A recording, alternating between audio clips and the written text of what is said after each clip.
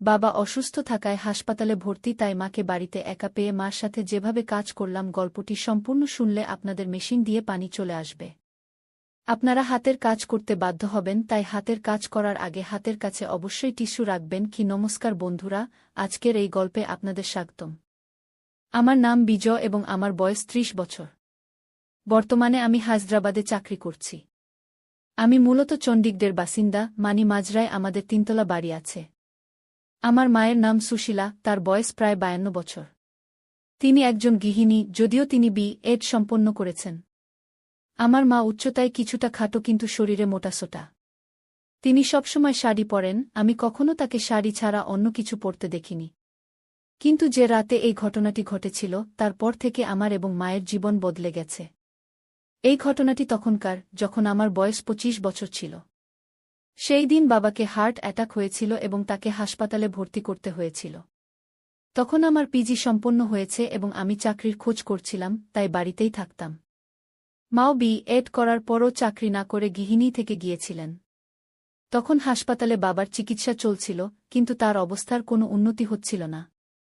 বাবাকে এই অবস্থায় দেখে মা ভেঙে পড়েছিলেন। আমি তার একমাত্র সন্তান ছিলাম, তাই তিনি আমার উপর নির্ভরশীল ছিলেন। বাবার অসুস্থতার খবর শুনে আমার মাসি এবং মামাও সঙ্গে সঙ্গে হাসপাতালে চলে এসেছিলেন। সবাই নিজ নিজভাবে সাহায্য করছিলেন। ৪-৫ দিন পর ডাক্তার সেই কথা বলে দিলেন যা আমরা শুনতে ভয় পাচ্ছিলাম। ডাক্তার বললেন যে এখন বাবাকে বাঁচানো কঠিন। এটি শুনে মা অজ্ঞান হয়ে গেলেন। আমি তার পাশে ছিলাম, তাই তাকে সামলে নিলাম। বাবা এখন ভেন্টিলেটরে ছিলেন। ভেন্টিলেটর চালু থাকা পর্যন্তই তার শ্বাস নেওয়া সম্ভব ছিল। তখন আমি এবং মা বাবার সঙ্গে শেষবারের মতো দেখা করতে আইসিইউতে গিয়েছিলাম। মা এখন কিছুটা সুস্থ হয়েছিলেন। তিনি কাঁদতে কাঁদতে বাবাকে জড়িয়ে ধরলেন। আমিও তার হাত ধরে কাঁদতে লাগলাম। কিছুক্ষণের মধ্যেই বাবা শেষ নিঃশ্বাস ত্যাগ করলেন এবং তার জীবনযাত্রা সম্পন্ন করলেন।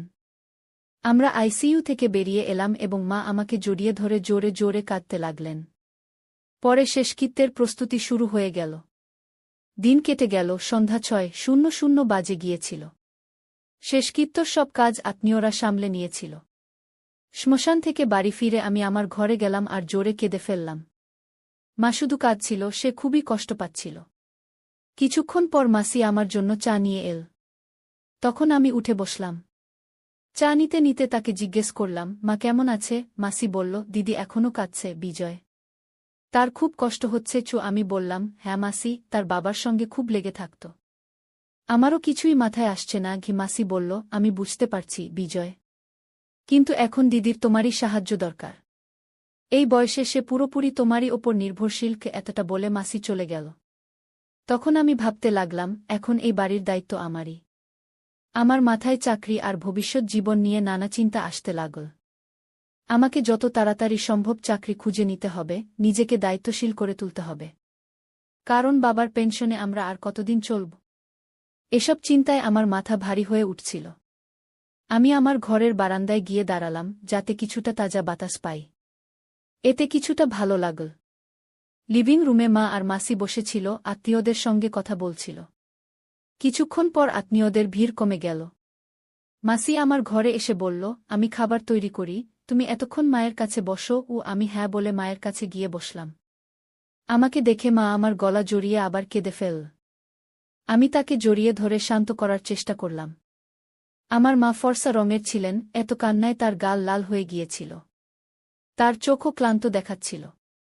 সে আমাকে জড়িয়ে ধরে কাঁদতে লাগল। আমি তাকে বললাম, মা এখন আর কাঁদো না। যা হবার তা হয়ে গেছে। এখন আমি আছি না তোমার সঙ্গে? আমি সব সামলাব। মা বলল, হ্যাঁ বেটা, তোমাকে দেখেই এখন দিন কাটাচ্ছি। তোমাকে দেখলেই তার কথা মনে পড়ে। এত বলেই মা আরও জোরে কাঁদতে লাগল। এমন সময় মাসি বাইরে এল আর মাকে বলল, দিদি একটু খাবার খাও। দুটো লোকমা খেলে কিছুটা ভালো লাগবে। মা হ্যাঁ বলল। মাসি বলল, তুমি রান্নাঘরে চলো, আমি সাহায্য করি। তোমার খুব দুর্বলতা এসে গেছে। মা বলল, তুই রান্নাঘরে গিয়ে দেখ, আমি এসে সাহায্য করছি। এত বলে মাসি রান্নাঘরে চলে গেল।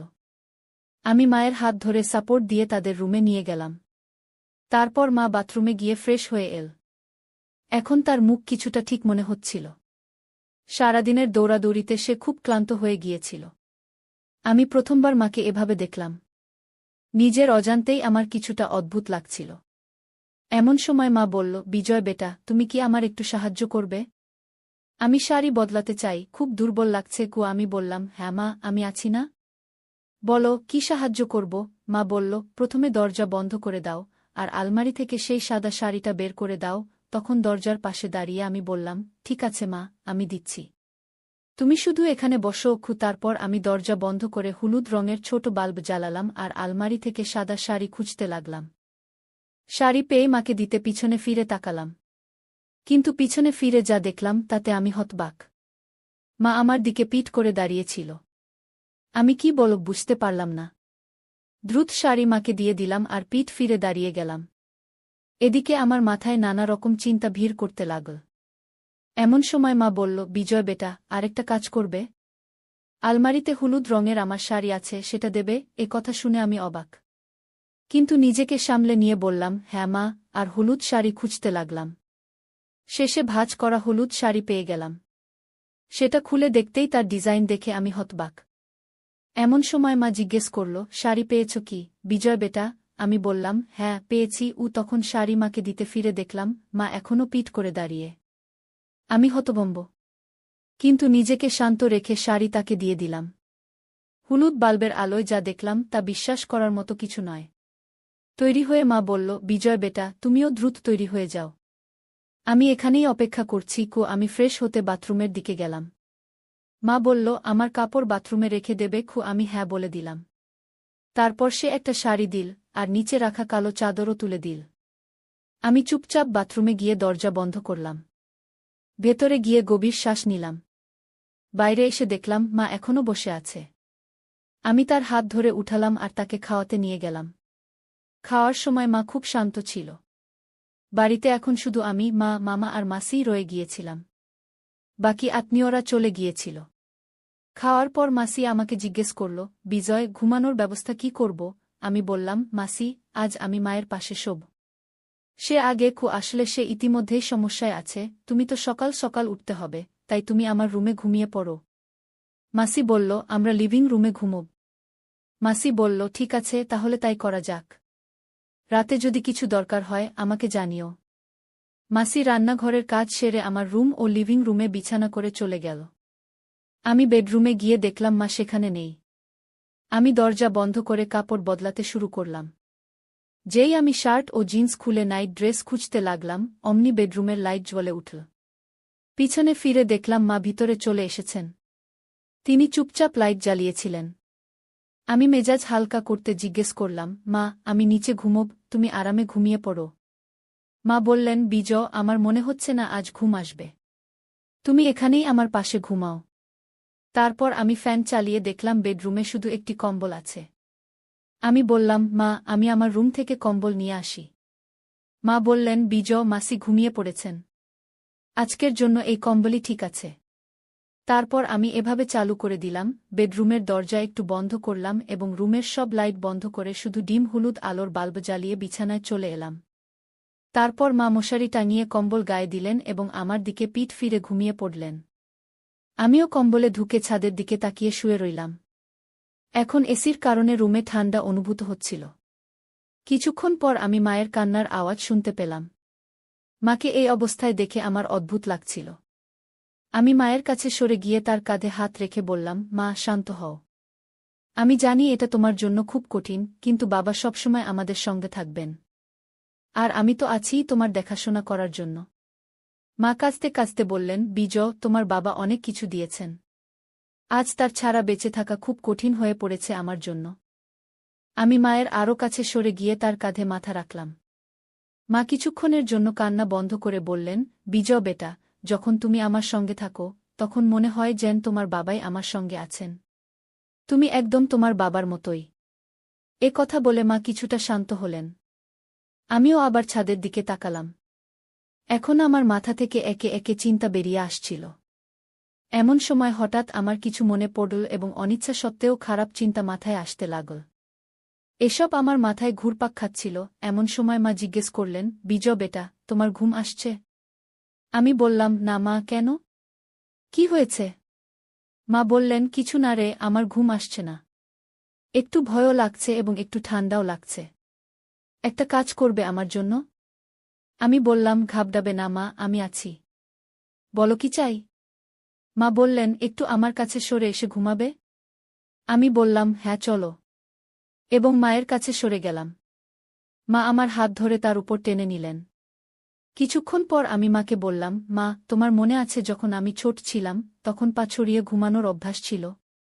তুমি কতবার আমার এই অভ্যাস ছাড়ানোর চেষ্টা করেছ, কিন্তু আমি মানিনি। মা হেসে বললেন, তুমি আমার কথা কখনো শুনতে না, কিন্তু বাবা বললে মানতে। আর কয়েকদিন পর আবার সেই অভ্যাস। আমিও আবার আমার ছোটবেলার কথা বলে তাকে খুশি করার চেষ্টা করলাম, যাতে তার দুঃখ কিছুটা লাঘব হয়। আমরা দুজন কথা বলছিলাম, এমন সময় হঠাৎ মা বললেন, বিজয় বেটা, তোমার পা ছড়িয়ে ঘুমানোর অভ্যাস ছেড়ে গেছে নাকি এখনো আছে? আমি বললাম, পুরোপুরি ছেড়ে যায়নি, এখনো একটু আধটু আছে। মা বললেন, আমি জানতাম। কিছু না, আমার কাছে তুমি এখনো আমার বাচ্চা। যদি ভালো লাগে তুমি সেভাবেই ঘুমাতে পারো। এ কথা বলে মা আমার মাথায় হাত বুলালেন। এ কথা শুনে আমি মনে মনে খুশি হলাম এবং ভাবতে লাগলাম, এসব কি হচ্ছে? কিছুক্ষণ শান্তিতে কাটল এবং আমি মনকে প্রস্তুত করে অ্যাডজাস্ট করতে লাগলাম। ভাবতে ভাবতে অনেক সময় কেটে গেল, কারণ পরে যা ঘটল তা আমি স্বপ্নেও কল্পনা করিনি। ঘটনাটা এমন যে আমি ঘুমানোর প্রস্তুতি নিচ্ছিলাম এবং মাও তখন আমার দিকে ঘুরলেন দেখার জন্য আমি কি করছি। আমি মাকে জিজ্ঞেস করলাম, মা, কি হয়েছে? কি করতে হবে? মা বললেন, বিজয়, তুমি যা ইচ্ছা করো আমি মেনে নেব। শেষ পর্যন্ত তুমি আমার সন্তান। এ কথা বলে মা আমার মাথায় হাত বুলানো শুরু করলেন। আমি একটু বাইরে এসে জিজ্ঞেস করলাম, কি হয়েছে মা? তুমি ঠিক আছো? ভালো লাগছে তোমাকে? মা আমার চুল জোরে ধরে বললেন, তোমার বাবাও এমনই বলতেন। এ কথা শুনে আমারও জোশ চলে এল। এখন আর বেশি দেরি করা আমার পক্ষেও কঠিন হচ্ছিল। আমি মাকে বললাম, মা, এখন আরও কঠিন হয়ে যাচ্ছে। মা বললেন, হ্যাঁ রে, আমি জানি। আমিও কতক্ষণ থেকে অপেক্ষা করছি। চলো, এখন বেশি সময় নষ্ট করো না। এমন সময় মা ধীরে ধীরে আমার কানে বললেন, দেখো, তুমি তোমার বাবার মতোই। আমি হেসে বললাম, সত্যি? আমি মাকে বললাম, মা, সত্যি কি তাও? আমি জানতাম না তুমি এতে খুশি হবে। এটি শুনে মা বললেন, দেখো, এসব তোমার বাবার স্মৃতিতে হবে। আমি সবসময় তোমার বাবাকে তোমার মধ্যে দেখেছি, কিন্তু আমারও ধারণা ছিল না যে আজ এমন কঠিন সময়ে আমরা কথা বলব। আর সত্যিই আমি ভাগ্যবান যে তোমার মতো সন্তান পেয়েছি। আমি চিন্তা করছিলাম, এরপর এখন আমার দেখভাল কে করবে কি, এমন কথা বলতে বলতে মায়ের চোখ ভরে এল। আমি তাকে আবার সান্ত্বনা দিয়ে বললাম, মা, দেখো, এ শুধু তোমার দুঃখ নয়। এখন তোমার আর চিন্তা করার দরকার নেই। আমি তোমাকে কখনো একা ছাড়ব না। গিয়ে এবার মা আমার কাঁধে মাথা রেখে কাঁদতে লাগলেন। আমি তার অশ্রু মুছে দিয়ে বললাম, মা, আমি জানি বাবা আমাদের কখনো কোনো কিছুর অভাব হতে দেননি। কিন্তু যদি কখনো তোমার কিছু দরকার হয় তাহলে কোনো দ্বিধা না করে আমাকে বলবে। এখন আমাদের দুজনের মধ্যে কোনো কিছু লুকানোর কোনো কারণ নেই। এটি শুনে মা বললেন, তুমি যখন আমার সাথে থাকো তখন আমাকে আগের মতোই ডাকো। তোমার মুখে আমার নাম শুনতে ভালো লাগে। আমি বললাম, হ্যাঁ মা, আমার প্রিয় মা। আমরা দুজন এখন উঠে বসে গেলাম। মায়ের মুখে এক অন্যরকম উজ্জ্বলতা ফুটে উঠল, যেন তিনি একটি বড় চাপ থেকে মুক্তি পেয়েছেন। মুখ দেখে মনে হচ্ছিল তিনি খুব খুশি। তখন সকালের 1:00টা বেজে গিয়েছিল। মা উঠে ব্রাশ করতে লাগলেন। আমি ঘুমানোর প্রস্তুতি নিচ্ছিলাম, তখনই মা বললেন, তোমার সাথে ঘুমাতে ভালো লাগে? আমি হেসে বললাম, আমাকেও। তখন আমরা দুজন আবার একই কম্বলে জড়িয়ে গেলাম এবং আলো নিভিয়ে দিলাম। কখন ঘুমিয়ে পড়লাম তা টেরই পাইনি। সকালে যখন জেগে উঠলাম তখন 1:00টা বাজে গেছে। আমি ঘরে একা ছিলাম। আমি কাপড় পরে ব্রাশ করে বেডরুম থেকে বেরিয়ে এলাম। মা, মাসি এবং বাকি অতিথিরা চা পান করছিলেন। আমাকে দেখে মা বললেন, বিজয়, উঠে এসো, চা নাও। আমি হ্যাঁ বলে মায়ের কাছ থেকে চা নিলাম। ঠিক তখনই দরজার ঘণ্টা বাজল। মাসি গিয়ে দরজা খুললেন। সেখানে আমার দাদি, অর্থাৎ বাবার মা, দাঁড়িয়েছিলেন। আমার দাদি জাপানে চাচার কাছে থাকতেন। দাদা চলে যাওয়ার পর চাচা তাকে নিজের সাথে নিয়ে গিয়েছিলেন। বাবা হঠাৎ মারা যাওয়ায় তিনি তাড়াতাড়ি আসতে পারেননি। দাদি বাড়িতে ঢুকেই জোরে জোরে কাঁদতে শুরু করলেন। মাও তাকে জড়িয়ে ধরে কাঁদতে লাগলেন। আমার দাদির নাম ছিল সাবিতা। আমি তাকে ছোটবেলায় দেখেছিলাম। দাদা চলে যাওয়ার পর চাচা তাকে তাড়াতাড়ি নিজের সাথে নিয়ে গিয়েছিলেন। আমি অনেক বছর পর দাদিকে দেখছিলাম। দাদি অনেক বদলে গিয়েছিলেন। তার জীবনযাপন, কথা বলার ভঙ্গি সবই জাপানের মতো হয়ে গিয়েছিল। আমাকে দেখে দাদি স্নেহে আমার মুখে হাত বুলালেন এবং আমাকে জড়িয়ে ধরে কাঁদতে লাগলেন। আমি দাদিকে সান্ত্বনা দিচ্ছিলাম। পরের 1-5 থেকে 2-0 দিন শুধুই ব্যস্ততায় কেটে গেল। এখন দাদি চলে এসেছিলেন, তাই আমার এবং মায়ের জন্য বেশি সময় পাওয়া যাচ্ছিল না। রাতেও দাদি মায়ের সাথে ঘুমাতেন, তাই আমাদের একসাথে থাকার সুযোগ হচ্ছিল না। আমরা কথা বলতাম, কিন্তু চুপি চুপি, তাতেও এক অন্যরকম মজা ছিল। যখন সময় পেতাম তখন কথা বলতাম, কিন্তু এমন সুযোগ খুব কমই পেতাম। এখন বাবা চলে যাওয়ার 1 মাস হয়ে গিয়েছিল। দাদি তখনও বাড়িতেই ছিলেন। আত্মীয়স্বজনদের দেখা করতে আসাও কমে গিয়েছিল। মাসিও 1-2 দিনের মধ্যে নিজের বাড়ি চলে যাবেন। বাড়ির সব কাজ ধীরে ধীরে স্বাভাবিক হয়ে আসছিল। মাঝে মাঝে কোনো আত্মীয়ের ফোন আসত বা কেউ দেখা করতে আসত, আর তখন পুরনো স্মৃতি তাজা করে কান্না শুরু হয়ে যেত। একদিন দাদি বললেন, বিজয় বেটা, তোমার সাথে কিছু কথা বলতে হবে। আমি বললাম, বলো দাদি। দাদি বললেন, আজ তোমার বাবা চলে যাওয়ার 1 মাস হয়ে গেল। তোমার মা এখনও সেই শোক থেকে বেরোতে পারেননি। তাই আমি বলছি, তুমি মাকে মামার বাড়ি শিবপুরে নিয়ে যাও। সেখানে কয়েকদিন থাকলে সুশীলার কিছুটা স্বস্তি হবে। সুশীলা আমার মায়ের নাম। আমি বললাম, হ্যাঁ দাদি, আপনি ঠিক বলেছেন। আমি মায়ের সাথে কথা বলব। দাদির কথা আমার কাছে ঠিক মনে হল। মা এবং আমারও এতদিন পর একসাথে সময় কাটানোর সুযোগ মিলত। তাই আমি তাড়াতাড়ি প্রস্তুত হলাম এবং মায়ের সাথে এই কথা বললাম। মাকেও এই কথা ঠিক মনে হল। তারপর আমি মামাকে ফোন করে আমাদের আসার পরিকল্পনা জানালাম। মামা এবং মামি দুজনেই উৎসাহিত হয়ে প্রস্তুত হলেন।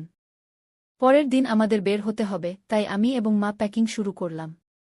কিছু প্রয়োজনীয় কাপড় নিয়ে আমরা ব্যাগ প্রস্তুত করলাম। পরিকল্পনা ছিল যে আমি এবং মা ফ্লাইটে ভুবনেশ্বর যাব। সেখান থেকে মামা নিজের গাড়ি নিয়ে আসবেন এবং আমরা শিবপুর মামার গাড়িতে যাব। মনসুন শুরু হয়ে গিয়েছিল, তাই আমরা তাড়াতাড়ি বের হওয়ার সিদ্ধান্ত নিলাম। পরিকল্পনা অনুযায়ী আমরা চণ্ডীগড় থেকে ভুবনেশ্বরের ফ্লাইট ধরার জন্য প্রস্তুত হলাম। ফ্লাইটে বসেই মা আমার কাঁধ ধরে ঘুমিয়ে পড়লেন। কিন্তু আমি নিজেকে সংযত রাখলাম। চণ্ডীগড় থেকে ভুবনেশ্বরের ফ্লাইট প্রায় 2 ঘণ্টার। তাই আমরা দুপুর 1টায় ভুবনেশ্বর পৌঁছে গেলাম। আমরা ভুবনেশ্বর এয়ারপোর্টে নামতেই সেখানে তীব্র বৃষ্টি শুরু হয়ে গেল। এয়ারপোর্টে পৌঁছে আমি মামাকে ফোন করলাম, মামা, আপনি কোথায়? আমরা ভুবনেশ্বর এয়ারপোর্টে পৌঁছে গেছি, কিন্তু মামা তখনও ভুবনেশ্বর পৌঁছাননি। আমি এয়ারপোর্টে মোবাইল বন্ধ করতেই জানতে পারলাম যে ভুবনেশ্বরের উপকূলীয় অঞ্চলে ঘূর্ণিঝড় এসেছিল। তাই তীব্র বৃষ্টি হচ্ছিল এবং ভুবনেশ্বরের সব রাস্তা বন্ধ হয়ে গিয়েছিল। আমি মায়ের সাথে এই সব কথা শেয়ার করলাম এবং আমরা সিদ্ধান্ত নিলাম যে ঘূর্ণিঝড় এবং বৃষ্টি থামা পর্যন্ত আমরা ভুবনেশ্বরেই থাকব। আমি মামা এবং দাদিকেও এই খবর দিলাম। সবাই এই পরিস্থিতিতে অসহায় ছিল, তাই কারও কোনো অসুবিধা হল না। তারপর আমি এয়ারপোর্টের কাছেই একটি ভালো 5 স্টার হোটেলে রুম বুক করলাম। সেখানে অন্য কোনো রুম পাওয়া না যাওয়ায় আমাদের 5 স্টার হোটেলের একটি ব্যালকনি যুক্ত রুমই বুক করতে হল। এই পরিস্থিতিতে আমরা দুজনেই খুশি ছিলাম, কারণ আমরা যতটা সময় চেয়েছিলাম ততটা সময় পেয়ে গিয়েছিলাম। এবং নিশ্চিতভাবেই কেউ জানত না। আমরা দুজনেই তখন যে কোনো ক্যাব পেয়ে গেলাম, তা বুক করে হোটেলে পৌঁছে গেলাম। সেখানে চেক ইন কাউন্টারে আমরা দুজনেই চেক ইন করছিলাম। আমি আমার নামে রুম বুক করেছিলাম, তাই আমি আমার ডকুমেন্ট দিলাম। ঠিক তখনই রিসেপশনিস্ট বলল, স্যার, আমাদের ম্যাডামেরও ডেটা চাই সিস্টেমে যোগ করার জন্য। আমি হ্যাঁ বলে মায়ের ডেটা দেওয়ার কথা ভাবছিলাম, তখনই মা এগিয়ে এসে নিজেই বলতে শুরু করলেন। মা বললেন, হ্যাঁ, মিস সুশীলা পাটকর। মায়ের এই উত্তর শুনে আমি হতবাক হয়ে গেলাম। রিসেপশনিস্ট অপশন এবং রিলেশনশিপ জিজ্ঞাসা করলে মা বললেন, মিসেস এখন আমি। মায়ের কি মা বড় চোখে তাকালেন, আমাকে হালকাভাবে দেখে হাসলেন। আমি সব বুঝে গেলাম এবং আমরা দুজনই রুমে চলে গেলাম। রুমে ঢুকেই আমি দরজা বন্ধ করলাম। আমার ওয়াশরুমে যাওয়া দরকার ছিল, ভ্রমণ আর দৌড়াদৌড়িতে সময় পাইনি। তখন আমি মাকে একটু সরিয়ে বললাম, সুশীলা জি, শুধু 2 মিনিট, আমি এখনই আসছি। আমি তাকে একটু সরিয়ে দিলাম, কিন্তু সে সরে যাচ্ছিল না। তখন আমি নিজেই একটু সরে গেলাম। মা তখন বললেন, বিজয় বেটা, থামার দরকার নেই। আমি বললাম, 2 মিনিট, আমি ওয়াশরুমে যাচ্ছি। এ কথা শুনে তার চোখ জ্বলে উঠল। সে সঙ্গে সঙ্গে বলল, আমাকে গোসল করতে হবে কি? তখন আমি আশ্চর্য আর খুশিতে বললাম, আচ্ছা, গোসল করবে মা? মা হেসে বললেন, হ্যাঁ। আমাকে এসব কিভাবে জানবে? তিনি বললেন, তুমি কি ভাবো এত বছর ধরে তোমার বাবাকে কখনো অন্য কোনো মহিলার কাছে যাওয়ার দরকার পড়েনি কেন? কারণ আমি তাকে কোনো কিছুর জন্য কখনো না বলিনি। যা কিছু তার দরকার ছিল আমি বানিয়ে দিয়েছি। তার জন্য আমাকে ইন্টারনেট থেকে বিভিন্ন রেসিপি শিখতে হয়েছে। কিন্তু তখনই আমি এসব নতুন জিনিসের কথা জানতে পেরেছি। তখন আমি আশ্চর্য হয়ে বললাম, সত্যি মা? মা বললেন, হ্যাঁ সত্যি আমরা খুব ক্লান্ত ছিলাম, তাই দুজনেই ঘুমিয়ে পড়লাম। যখন উঠলাম তখন সন্ধ্যা 6টা বেজে গেছে। ক্ষুধা পেয়েছিল, তাই আমরা প্রস্তুত হয়ে হোটেলে পেট ভরে খাবার খেতে গেলাম। হোটেলে ভালো খাবার খাওয়ার পর আমরা দুজনেই রুমে ফিরে এলাম। রুমে একটা শান্তিপূর্ণ পরিবেশ ছিল। মা বললেন, বিজয়, আজকের সন্ধ্যা খুব বিশেষ। তখন তার চোখে একটা জ্বলজ্বলে ভাব ছিল, যা আমি আগে কখনো দেখিনি। আমি হেসে বললাম, হ্যাঁ মা, আজকের সন্ধ্যা সত্যিই বিশেষ। তারপর আমরা দুজনেই টিভি অন করলাম এবং কিছুক্ষণের জন্য একটা রোমান্টিক মুভি দেখতে লাগলাম। মুভির সময় মা আমার হাত ধরে ফেললেন এবং ধীরে ধীরে আমার কাছাকাছি চলে এলেন। তখন তার মুখে একটা মিষ্টি হাসি ছিল। তিনি বললেন, বিজয়, তোমার সাথে কাটানো প্রতিটি মুহূর্ত আমার জন্য বিশেষ। আমি তার চুলে হাত বুলিয়ে বললাম, মা, তুমি আমার জীবনের সবচেয়ে সুন্দর অংশ। তারপর আমাদের মধ্যে একটা গভীর রোমান্টিক আলোচনা শুরু হল। আমি তার কাছাকাছি গেলাম, সেও আমার কাছাকাছি এল। তারপর আমি তাকে জড়িয়ে ধরলাম। সেই মুহূর্তে মনে হচ্ছিল যেন সময় থেমে গেছে। তার হৃদস্পন্দন আমার হৃদস্পন্দনের সাথে মিলে যাচ্ছিল। আমরা একে অপরকে কাছ থেকে অনুভব করলাম এবং আমাদের শ্বাস এক হয়ে গেল। মা ধীরে ধীরে বললেন, বিজয়, আমি তোমাকে খুব ভালোবাসি। আমি আমার ঠোঁটে হালকা হাসি নিয়ে বললাম, মা, তুমি তো আমার জীবন। তারপর আমরা একে অপরের চোখে তাকালাম এবং ধীরে ধীরে আমাদের ঠোঁটগুলো কাছাকাছি আনলাম। সেই মুহূর্তটা খুবই জাদুকরী ছিল। ঠিক তখনই আমাদের ঠোঁট একে অপরের সাথে মিলে গেল এবং আমরা একটা গভীর আর রোমান্টিক অভিজ্ঞতা ভাগ করলাম। এই অভিজ্ঞতা আমাদের ভালোবাসা আর বিশ্বাসের প্রতীক ছিল। তারপর আমরা দুজনেই একে অপরের বাহুতে রাত কাটালাম, একে অপরের উষ্ণতা আর ভালোবাসা অনুভব করলাম। সেই রাতে আমরা বুঝতে পেরেছিলাম সত্যিকারের ভালোবাসা কি। আমাদের মধ্যে বন্ধন আরও শক্ত হয়ে গিয়েছিল। সকালে যখন সূর্যের আলো ঘরে এসে পড়ল, তখন আমি মাকে আমার পাশে ঘুমাতে দেখলাম। তার হাসি আর শান্ত মুখ দেখে আমি অনুভব করলাম আমার জীবনের প্রতিটি দিন তার সাথে কতটা বিশেষ। আমি ধীরে ধীরে তার কপালে হাত বুলিয়ে তাকে জাগালাম। মা চোখ খুলে বললেন, গুড মর্নিং বিজয়। আমি হেসে বললাম, গুড মর্নিং মা। তারপর আমরা দুজনেই একটা নতুন দিন শুরু করলাম, এই জানতে পেরে যে আমাদের ভালোবাসা সবসময় এভাবেই শক্ত আর বিশেষ থাকবে।